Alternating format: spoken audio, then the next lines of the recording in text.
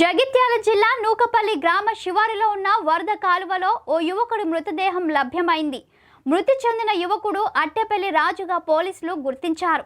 గత రాత్రి బయటకు వెళ్లిన రాజు తిరిగి ఇంటికి రాకపోవడంతో తల్లిదండ్రులు పోలీసులకు ఫిర్యాదు చేసినట్లు తెలుస్తుంది. ఫోన్ సిగ్నల్ ఆధారంగా రాజు బైక్ను గుర్తించారు. వరద కాలువ ఒడ్డున రాజు దుస్తులు కనిపించడంతో కాలువలో గాలింపు చేపట్టారు. కాలువలో శవమై తేలిన రాజు మృతదేహాన్ని స్థానికులు గుర్తించారు. కాగా మృతుడు రాజు మరణంపై పోలీసులు పలు అనుమానాలను వ్యక్తం చేస్తున్నారు.